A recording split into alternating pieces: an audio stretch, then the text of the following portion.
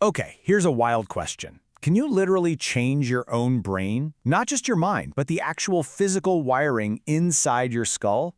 Well, the answer is a resounding yes. And the proof lies in the incredible story of Dr. Andrew Huberman, a top neuroscientist who first lived through a radical transformation and then spent his life decoding the science that made it possible. You were almost a feral animal. Just let that sink in. This is what close friends used to say about him. It's a shocking thing to hear, right? But it perfectly sets the stage for one of the most remarkable personal turnarounds you'll ever come across.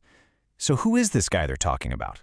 Well, today he is Dr. Andrew Huberman, a celebrated professor of neurobiology at Stanford School of Medicine.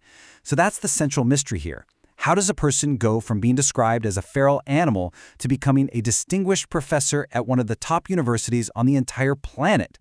To really get how profound the change was, we have to start with the chaos. His early life, you see, was a tale of two completely different worlds. He actually started his life completely immersed in science and intellectual curiosity, thanks to his physicist father. But then, at age 13, his parents split, and that entire world just shattered. He lost contact with his dad and traded a life of academia for the raw, lawless community of punk rock and skateboarding. From there, the path just got darker, leading to him being removed from high school, institutionalized for a time, and even living out of a car. He was, by any measure, completely off the rails. So what on earth pulls someone back from that kind of edge? For Huberman, this wasn't some slow, gradual realization. It was a single, violent, rock-bottom moment. It all came to a head on July 4th, 1994.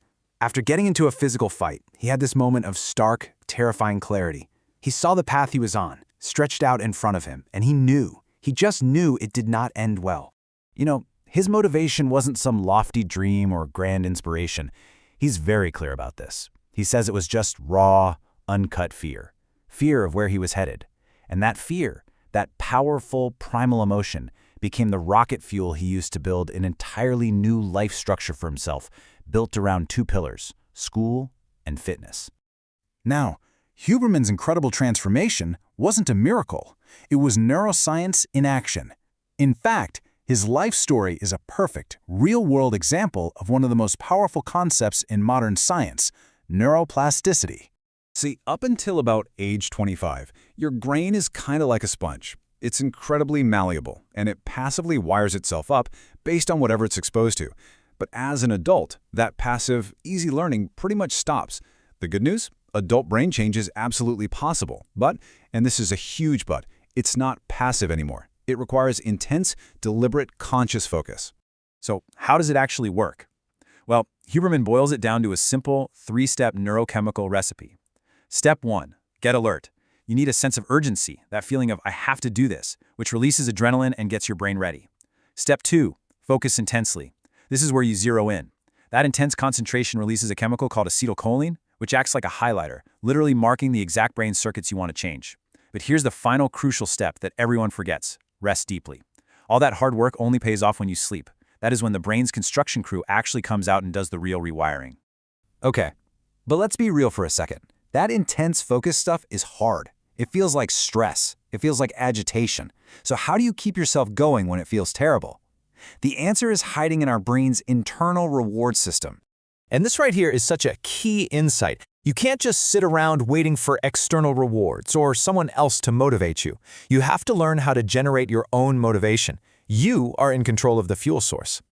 This is the million-dollar question, isn't it? How do you feel good about doing something that, in the moment, feels awful? Well, the secret lies in understanding what dopamine is really for.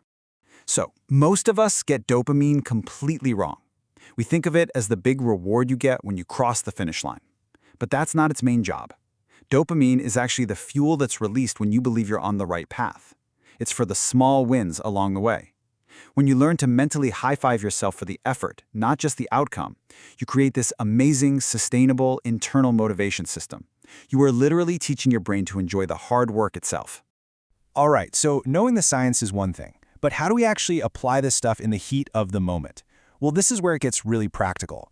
Huberman provides some incredibly simple, powerful tools to take direct control of your brain state. This first one is an absolute game changer. It's called the physiological sigh. And it is, quite literally, the fastest known way to deliberately hit the brakes on your stress response.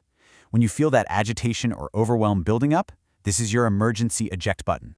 And it's so simple. Here's how you do it. Take a deep inhale through your nose. Now at the very top, before you exhale, sneak in a second short inhale to really fill your lungs. Then a long, slow, full exhale through your mouth.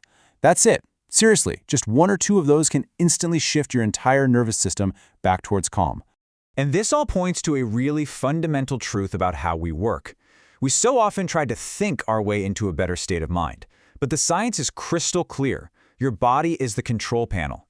The absolute fastest way to change how you feel and think is to first change your physiology. Action is the lever for your mind. At the end of the day, Dr. Huberman's story proves that neuroplasticity isn't just some abstract scientific concept, it's your biological birthright. Your brain is literally designed to change based on your experiences and your focus. So the only question left is, what are you going to teach it to do next?